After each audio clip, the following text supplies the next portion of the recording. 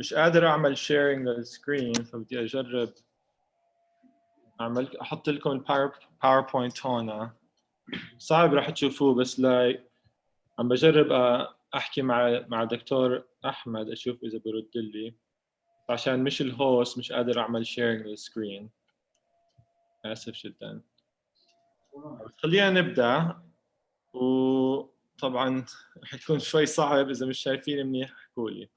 مبين منيح السلايد. مبين؟ اوكي طيب تمام. طب انا اسامه الخطيب، انا بشتغل هون بشيكاغو. هي صور شيكاغو، المستشفى اللي بشتغل فيها اسمها راش.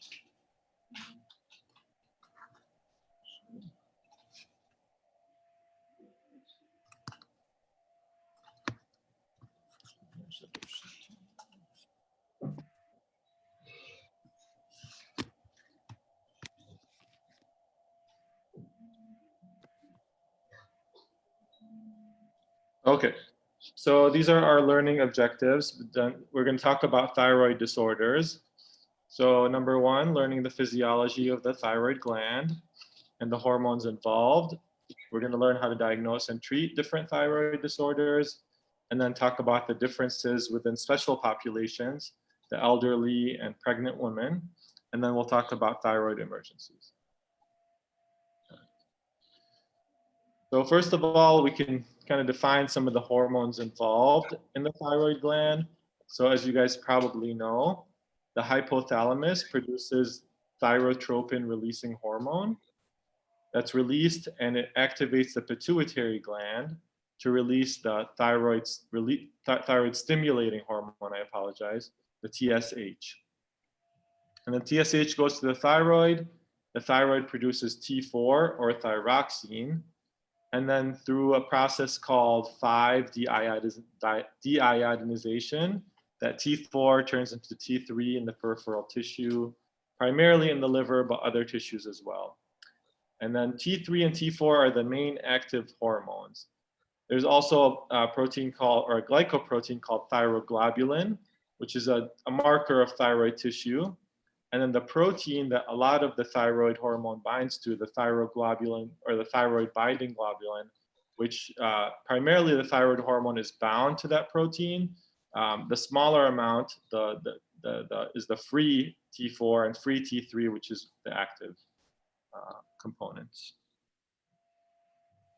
And then those active hormones, the T4, T3, once they're produced, they cause a negative feedback loop where the T4, T3 cause an inhibition of the pituitary gland so that the TSH is less likely to be released. And the T3 also inhibits the TRH, the thyroid releasing hormone. Iodine is necessary, and this is something to know, is necessary for thyroid hormone formation. Primarily, it's found in the diet. Obviously, salt, iodinized salt is the primary target here. And then other things to be aware of is the way that T3, T4 are produced is through the TSH or through the deiodinization that we had talked about. And TSH is just released by the TRH, or if the body senses that the T3 and T4 are low, they'll also produce more of the TSH.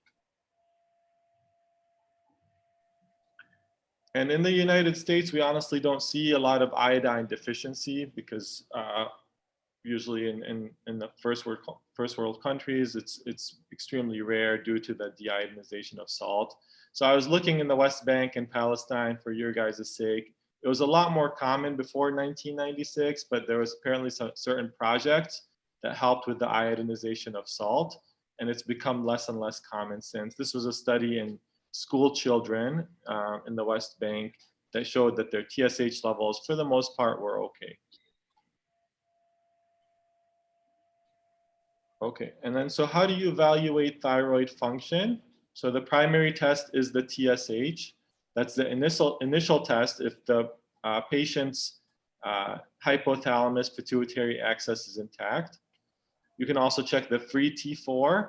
It's more accurate than the total T4 because, like we said, the total T4 will also include T4 that's bound by the protein, and the amount of protein in the blood can affect that. So patients that have low protein, like patients that are kidney failure patients or with cirrhosis or hepatic failure, they'll have lower total T4 because of the low protein. And then pregnant patients or any sort of estrogen component can increase the thyroid binding globulin, so the total T4 will be increased. So more accurate ways to check the free T4. And then if the TSH is suppressed, so if you're worried about hyperthyroidism, you should check a total T3, since certain patients are more likely to produce T3 as opposed to the T4, particularly in hyperthyroidism.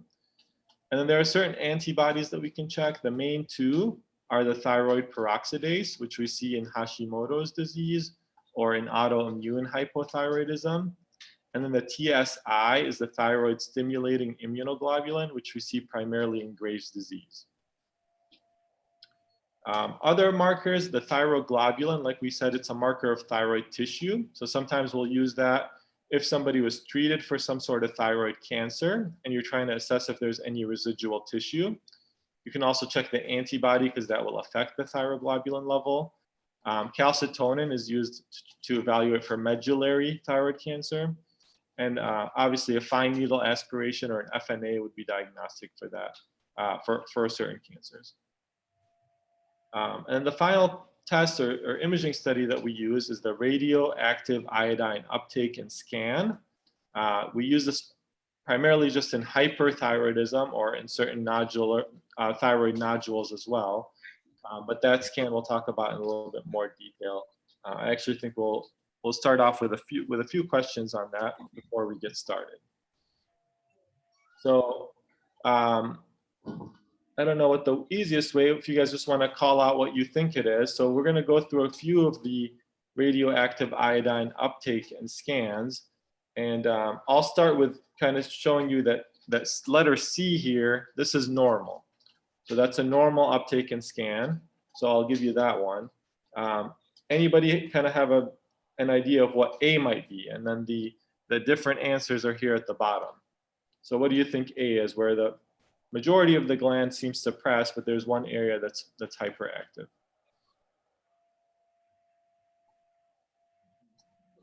Toxic nodule?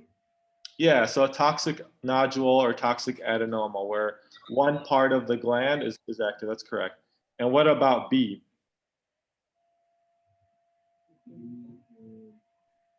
Graves' disease. Yep, that's right. So Graves' disease. Why do you think it's Graves' disease? Based off of what? Because there is the diffuse homogeneous uptake. Yep, there's increased uptake, correct, yeah. And what about D? And it looks like D is like decreased uptake. It's saying the percentage is less than 5%. And the two options are thyroiditis and then toxic multinodular goiter. Thyroiditis. Yep, thyroiditis. And then the last one, you're seeing multiple nodules. There's hot and cold nodules. And that last one is the toxic multinodular goiter. So here are the answers. And I'll ask Dr. Ahmed to share my PowerPoint with you guys just because I know it's hard to see. Okay, so we'll start with hypothyroidism. I guess let me just go back and make sure that we fully understand. So with toxic adenoma, we're seeing an overactive nodule, single nodule. With Graves' disease, the thyroid gland is all hyperactive. Thyroiditis, the thyroid gland is hypoactive. It's not absorbing the contrast. And then with multinodular goiter or toxic multinodular goiter, you see multiple hot and cold nodules. Okay, so we'll start with hypothyroidism. So the different causes of hypothyroidism. The most common cause we see here in the US is Hashimoto's thyroiditis, also called chronic lymphocytic thyroiditis. If you look at the picture on the right, that's the pathology of the thyroid gland. It's an autoimmune destruction of the thyroid gland. Other causes, so thyroiditis, we'll talk about that a little bit more, but there's a phase that occurs after the hyperthyroid phase where the patient is hypothyroid. Iodine deficiency, like we talked about. Medications, so the primary ones that we'll see or you'll get tested on are going to be lithium and amiodarone. Amiodarone toxicity does not occur in everybody, but it is something that you'll have to monitor. The thyroid function is something you'll have to monitor closely when somebody is getting amiodarone because it can be toxic to the thyroid gland. And then iatrogenic causes, so surgery. If somebody's had, for example, Graves' disease and was treated with radioiodine therapy, they can develop hypothyroidism, radiation therapy, and then there's secondary or central hypothyroidism where there's failure of the hypothalamic or pituitary glands. So a lot of different clinical manifestations. I'm sure you guys are familiar with what we see in hypothyroidism. So the primary symptoms are going to be slowing down of the body. So fatigue, dry skin, cold, feeling cold, hair loss, constipation, weight gain, and there's some neuropsychiatric stuff, so impaired concentration. Some patients will get depressed on occasion, and some musculoskeletal things as well, like myalgias. And then the signs that you'll see on exam, so they'll have very dry and coarse skin. Their extremities will be cool. As you can see in that picture to the right-hand side, they may have myxedema or puffiness in the face, hands, and feet. And then you may see some signs in your vitals, so they may be bradycardic, or they may have diastolic hypertension as well. And then additionally, and these are kind of rarer signs and symptoms, so you'll see delayed deep tendon reflexes. That's like a very common question that you'll get asked, but that's a later sign. And carpal tunnel syndrome can also occur later on, and you may also get pleural effusions, pericardial effusions, and even peritoneal effusions. And just interrupt me if you guys have any questions. Okay, so the diagnosis, I know that that chart is very hard to see, but that's okay. So the primary test is going to be the TSH. So if your TSH is elevated, you're essentially on your way to making the diagnosis of hypothyroidism. And then the next test would be the T4, which would confirm that. So a high TSH, a low T4 is going to be seen in primary hypothyroidism. In secondary, because the pituitary is not making enough of the TSH will be low in secondary. But primarily high TSH, low T4. And in patients with Hashimoto's thyroiditis, you'll see a positive TPO antibody. In hypothyroidism, you actually don't need any thyroid imaging, so that's important to know. It's not indicated unless you have a nodule or something that you're concerned about on exam. And then other lab findings that you'll see in hypothyroidism, so you'll have hyponatremia, hypoglycemia, a macrocytic anemia is a common thing to look out for, elevated cholesterol, so a high LDL, low HDL, and an elevated CK enzyme, likely related to myopathy that we see in thyroid disorders in general.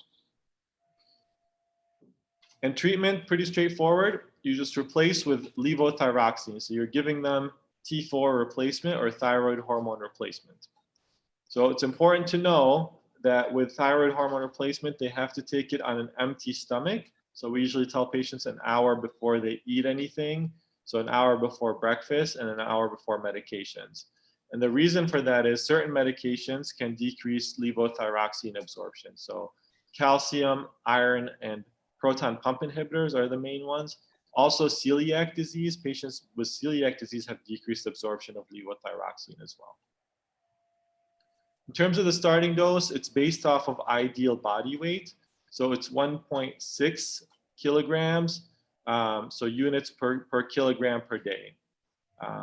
In patients that are older, that have certain comorbidities like atrial fibrillation or cardiac disease, you don't want to give too much thyroid hormone, and we'll talk about the reason for that a little bit later.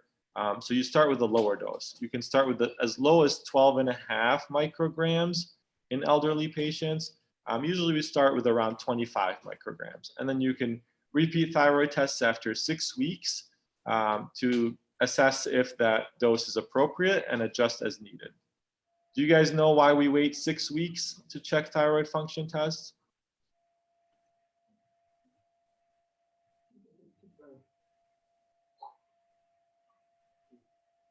So it has to do with the half-life of the thyroid hormone.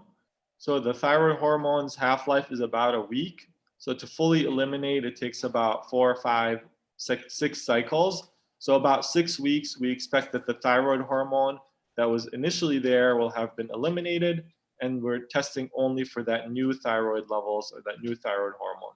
If you're checking before 6 weeks, you're not really getting an accurate level of that patient's thyroid at that time, because there's still some of that thyroid that was residual. The body hasn't necessarily reset to give you an accurate number. So make sure you wait at least 6 weeks to recheck and then adjust the dose at that time. If you check before 6 weeks, you may be kind of going blindly, and adjusting may not be the best choice at that time.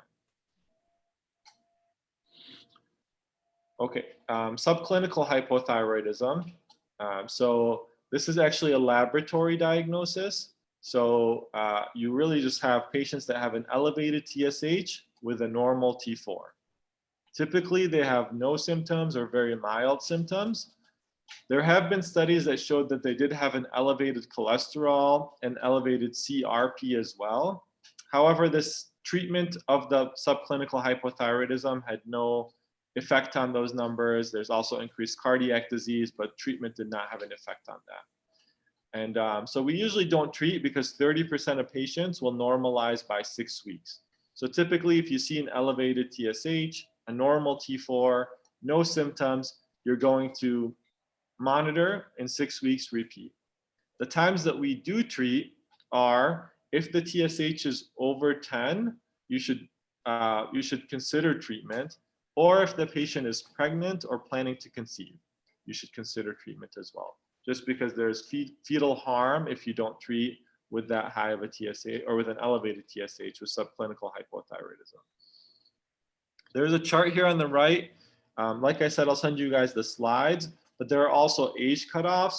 With elderly patients, you're less likely to treat, even if they are having mild symptoms, just because of the risk of cardiac disease with levothyroxine, so the risk of atrial fibrillation and things like that.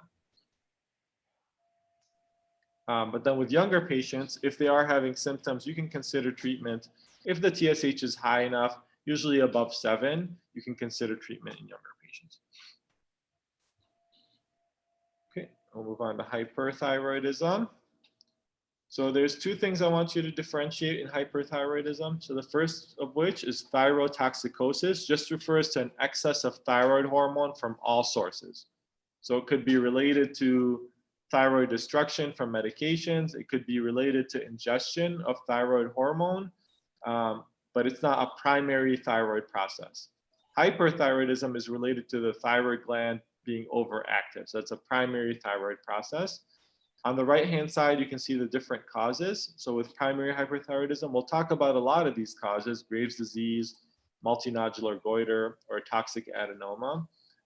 And then with thyrotoxicosis, you can see without hyperthyroidism, it can be related to thyroiditis, it can be related to medications or ingestion of excess thyroid hormone. And there's obviously secondary hyperthyroidism, just like there is secondary hypothyroidism. And one of those causes is a TSH secreting pituitary adenoma. We'll talk about that a little bit later. So the clinical manifestations of hyperthyroidism. So your body's active, so you get hyperactivity, irritability, heat intolerance, palpitations or feel like your heart's racing, weight loss, diarrhea. And then there's a syndrome called apathetic hyperthyroidism that we see in the elderly, where they lack a lot of these signs and symptoms. We'll talk about that a little bit later as well. So certain signs, so they may be tachycardic. They may actually go into atrial fibrillation as well. You may see a tremor on exam. Their skin may be warm or moist. Also, they may have proximal muscle weakness. That's important to know. They may present with proximal muscle weakness. So if you see any sort of myopathy, you should consider getting thyroid studies. They may also have ophthalmologic signs and symptoms. So you may see them have a stare or lid lag or retraction of the lid. And they may also present with osteoporosis. So important to check for thyroid function in somebody that's got osteoporosis or bone thinning. Diagnosis, so the TSH is going to be suppressed or low, and that's because you have an excess of T4, T3. The only exception is in secondary hyperthyroidism where you have a TSH secreting tumor, where the TSH is high, T3, T4 are still high. And then you also will use, unlike hypothyroidism where you don't need any imaging, in hyperthyroidism, you do use the RAIU scan, so the radioactive iodine uptake and scan, which we talked about briefly, and we'll talk about how it presents with different diagnoses. In management, it really depends on the etiology. So not everybody gets all of these treatments. It depends on the patient preference sometimes, and also depends on the etiology of the patient's hyperthyroidism. But typically, different medications that you can consider. So beta blockers, specifically propranolol. Propranolol inhibits the deiodinization, so the peripheral conversion of T4 to T3. And also beta blockers help with symptoms, so that's important to know as well. The specific anti-thyroid medications or thionamides are methimazole and PTU or propyl thyroxyl. So methimazole is actually preferred in most situations. It has less side effects, it's better tolerated in general. An important thing to know with both of these medications, there's a very important side effect to watch out for. Do you guys know what that side effect is? It's rare, but can be dangerous.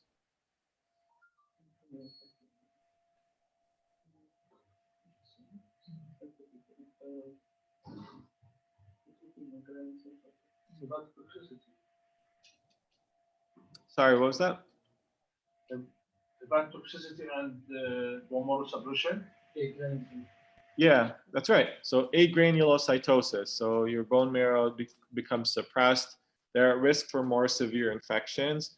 So really, if a patient that's on any of these medications comes in with a sore throat, comes in with fever, they should be sent to the emergency room and evaluated for any sort of neutropenia or agranulocytosis. Very good. Another form of treatment is a radioactive iodine ablation. Actually works very well depending on the type. It is contraindicated in pregnancy, so just something to be aware of. And the final treatment is obviously surgery. You can do a thyroidectomy. Those patients will require thyroid replacement therapy after surgery, but it's definitely something to consider in certain causes of hyperthyroidism. Okay, so the first cause that I'll talk about is Graves' disease. So it is an autoimmune disorder. It has certain unique features that you'll only see in Graves' disease. The first of which is ophthalmopathy of Graves' disease. So if you look at this picture, as opposed to just the lid lag, you actually get retraction of the lid. You get some periorbital edema. You can also get injection of the conjunctiva, and then proptosis. So the eye is actually sticking out, as you can see there. In the second picture, you may see pretibial myxedema. It's actually very rare to see this, but that's how it presents. You basically see inflammation in the shin area, and you may also see clubbing in Graves' disease. Like we talked about earlier, the antibody, the thyroid stimulating immunoglobulin is going to be positive. And then like we talked about earlier as well with the RAIU and scan, you're going to get increased uptake with diffuse activity on the scan. The first line therapy is actually going to be thionamide, so anti-thyroid medication. So methimazole is going to be first line therapy for Graves' disease. You typically don't want to use anti-thyroid medications for more than a year, but a lot of these patients will go into remission, which is why we start with medications first for Graves' disease, because a lot of times the patient will go into remission and you'll be able to take them off of those medications and just monitor them. you should avoid radioiodine therapy in Graves' ophthalmopathy just because occasionally you'll get an increase in the initial increase in the antibodies in the TSI, and that will cause worsening of the patient's ocular symptoms. So typically you want to avoid radioiodine therapy as first line for Graves' disease. The next, we'll talk about toxic adenomas and a multinodular goiter. So this is related to some sort of mutation in the TSH receptor gene within the nodules themselves. So on the right-hand side, you can see the pictures of the multinodular goiter and the adenoma that we talked about earlier. So on exam, you'll potentially notice a nodular goiter or just a single nodule on exam. The radioiodine, the RAYU scan will help identify if that nodule, like I said, if it has a high uptake and what we call a hot nodule. So that's more likely to be due to thyrotoxicosis or hyperthyroidism. Versus a cold nodule would be a little bit more concerning. So in those patients, you may consider a ultrasound of the thyroid to look for certain features that would be more concerning. A large nodule, irregular contour, irregular border, things that would be concerning for malignancy. And in certain patients, you may consider a fine needle aspiration as well. However, if you have a functioning nodule, toxic adenoma like we talked about, or multinodular goiter, a toxic multinodular goiter, you actually use radioactive iodine ablation or surgery as first line.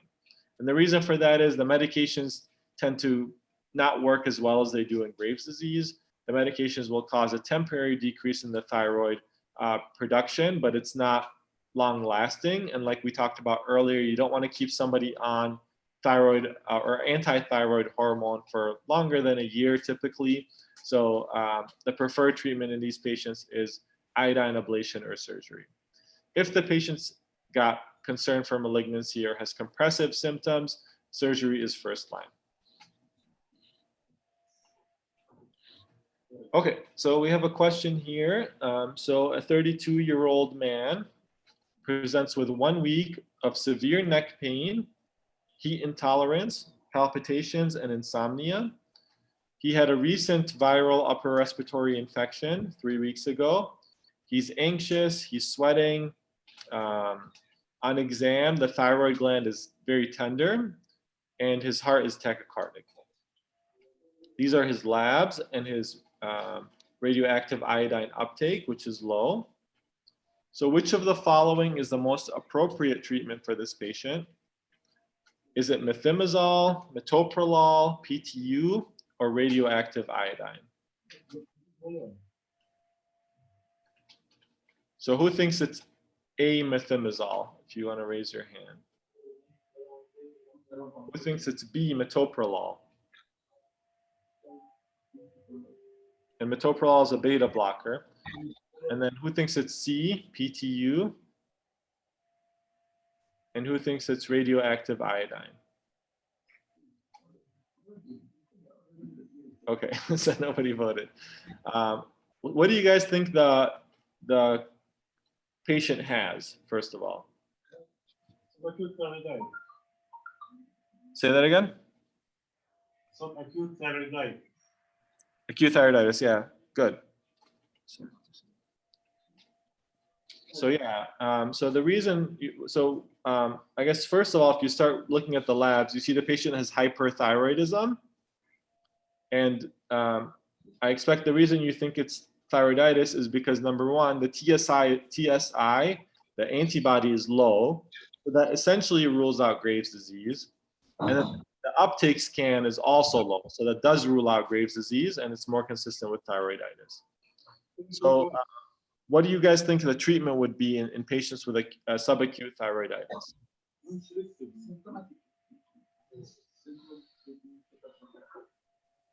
Symptomatic treatments, already hormones are produced. Symptomatic treatment, yeah. So the answer is actually going to be metoprolol, which is to help with his anxiety, with his tachycardia, because he's currently in the hyperthyroid phase of a thyroiditis. So you treat the symptoms with metoprolol. you typically don't need to use anti-thyroid medications. Definitely not the iodine, because it doesn't even get taken up in these patients. So symptomatic therapy, you can consider a beta blocker like metoprolol. Good job. So thyroiditis, we'll talk about it a little bit. So it's a self-limited inflammatory condition. It can be painful like in that patient, but it can sometimes be painless as well. The painful subtype is usually inflammatory. It's the most common. It's also called de Quervain's thyroiditis or subacute thyroiditis. It can also be infectious or radiation induced. Typically, it's about 10 days after radiation. So if you see a patient with head and neck cancer, squamous cell cancer of the head and neck that just got radiation 10 days ago, that would be something to look out for. Painless thyroiditis can be either postpartum, which can be seen up to a year after a patient's had her child, and then silent thyroiditis, drug-induced thyroiditis, or a fibrous, more chronic thyroiditis. So the phase, usually you start out with a thyrotoxic phase, like in the patient that we just saw, where they're hyperthyroid for about 2 to 6 weeks. So if you look at this graph here, this is the TSH in blue, and then in light blue is the free T4. The ESR inflammatory marker here is in green. So if you take a look, the ESR and the free T4 start to drop initially. The TSH starts to go up. So as the free T4 drops, the patient will be hyperthyroid. Then there's typically a hypothyroid phase, and that usually lasts about 6 to 12 weeks. So the TSH starts to rise slowly, and then the patient's free T4 also starts to come up. And that also is short-lived, so 6 to 12 weeks of the hypothyroid phase, and typically you don't need to give them medications for that as well. You usually don't need to give levothyroxine. Typically, you just treat the symptoms. So anti-inflammatories, NSAIDs, or glucocorticoids for pain. And like we talked about, you can give them beta blockers if they're in the thyrotoxic phase. Final cause of hyperthyroidism, so central hyperthyroidism. This is extremely rare, so I won't spend too much time talking about it, but typically it's related to TSH secreting pituitary adenoma. The TSH is either detectable or elevated, but can be inappropriately normal, and then the T4, T3 is going to be elevated expectedly. And then you use a pituitary MRI, which will demonstrate the adenoma, and surgery is going to be the treatment of choice. So just like there's subclinical hypothyroidism, there's subclinical hyperthyroidism. Again, this is a laboratory diagnosis. The TSH is going to be suppressed, and then the T4, T3 will be normal. The patient will have mild or no symptoms, and like we saw in hypothyroidism, 30% of the patients will normalize by 6 weeks. There is a cutoff, so for treatment, so if the TSH is less than 0.1, you should consider treatment. Because patients that do have subclinical hyperthyroidism, it's been shown that there may be a negative effect on cardiac function, on the CNS, and even on bone mass. So the table, or the table on the right-hand side here, shows an increased incidence of atrial fibrillation and hyperthyroidism depending on the TSH level.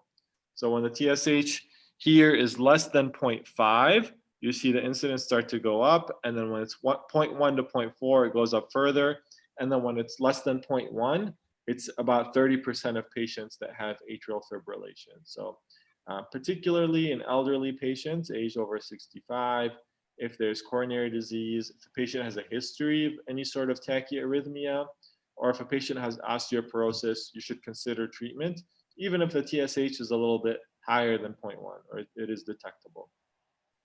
And the preferred treatment is going to be radioiodine. Sometimes the iodine activity will be insufficient, so we would use an anti-thyroid medication like methimazole in those situations. Any questions so far?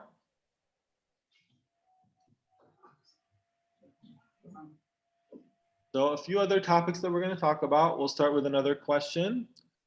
So a 23-year-old woman presents with 1 week of palpitations, heat intolerance, and anxiety. She is in her first trimester of an uncomplicated pregnancy. She's a little bit tachycardic. She has warm skin, an enlarged thyroid with a bruit. She has a resting tremor and brisk reflexes. And these are her labs. So TSH is undetectable, free T4 and total T3 are a little bit elevated.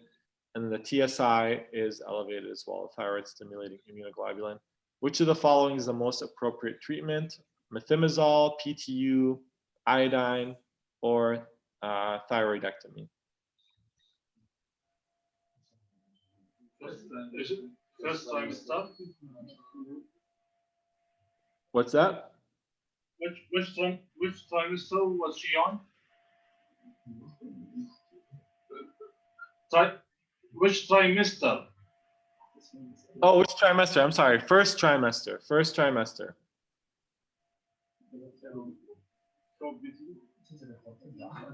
BTU? Yep, that's right. That's right. Good job. So what does the patient have? Graves. I think Graves.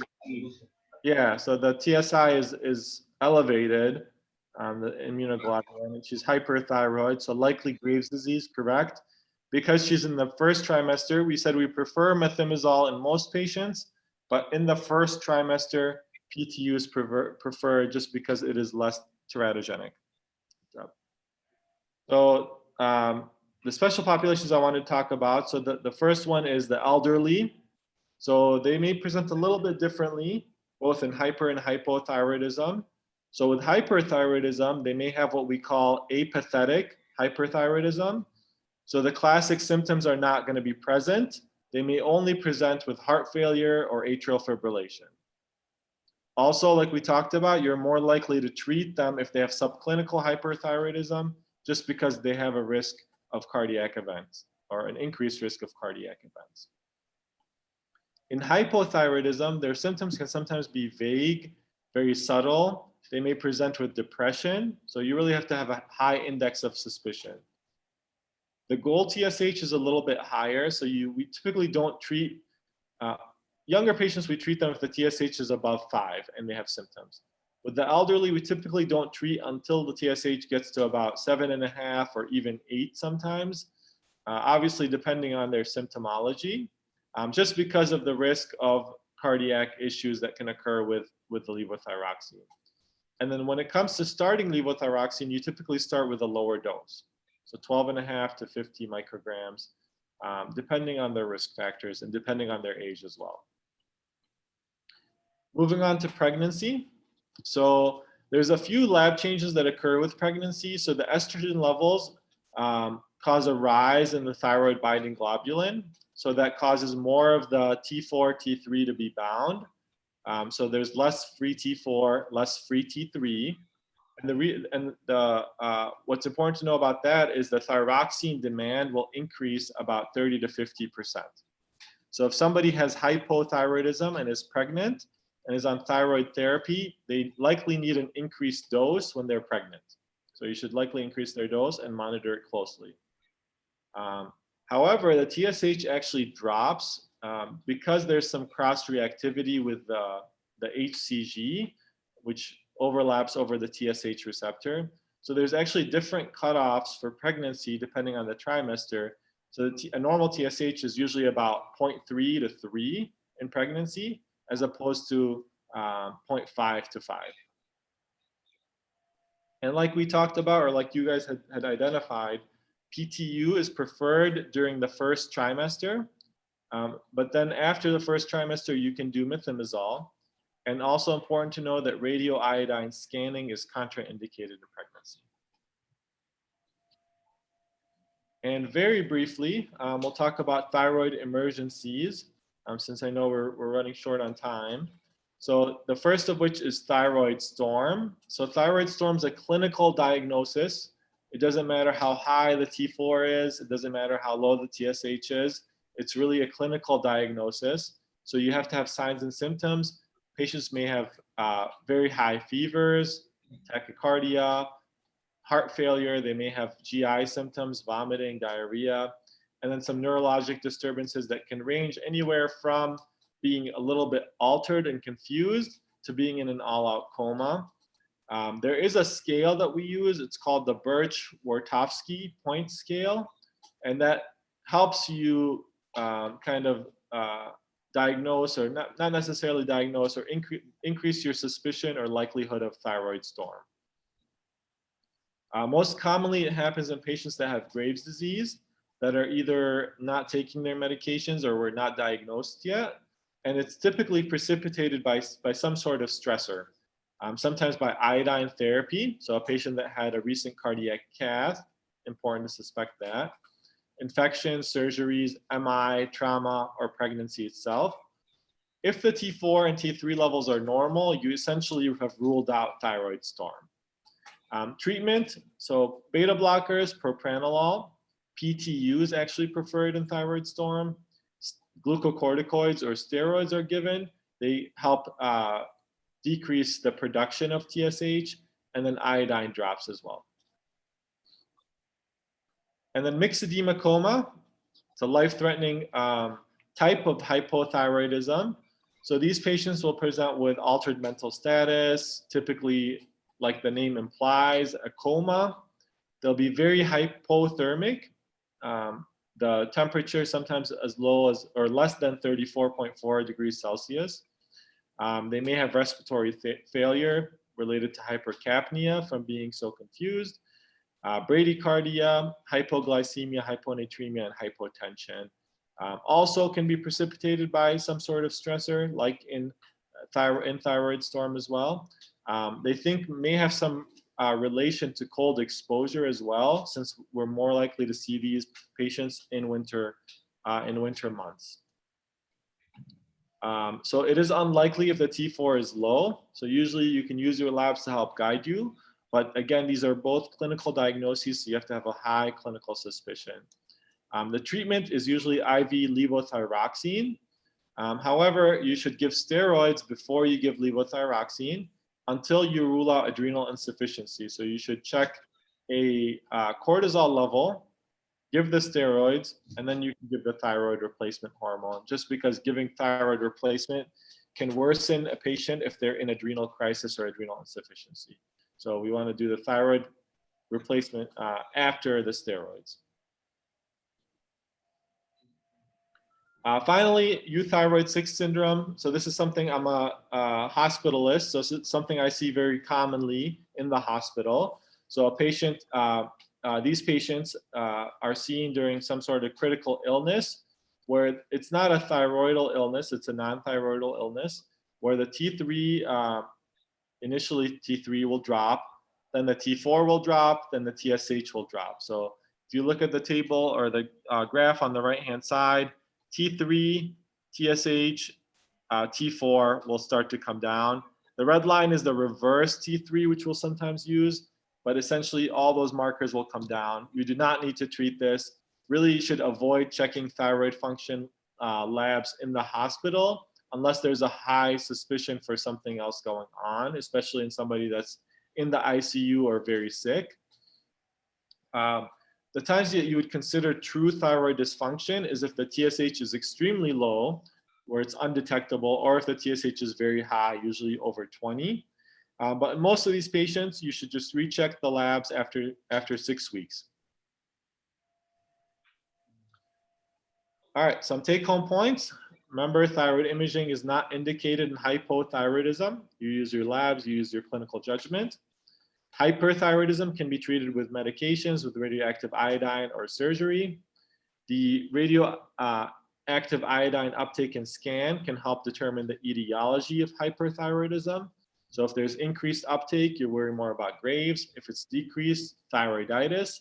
If it's increased in particular areas, you worry more about an adenoma or a multinodular goiter. And remember, in subclinical hypo or hyperthyroidism, typically you want to just recheck the labs in 6 weeks. And then finally, thyroid storm, mixed edema coma, our clinical diagnoses have a high index of suspicion for those disorders. These are my resources, and that's all I got. This is my daughter, Emel. And that's it. Do you guys have any questions?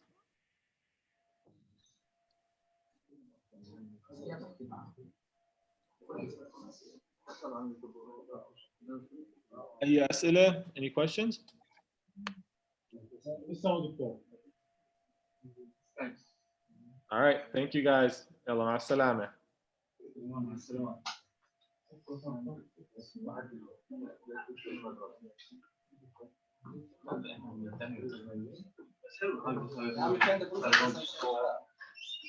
خلص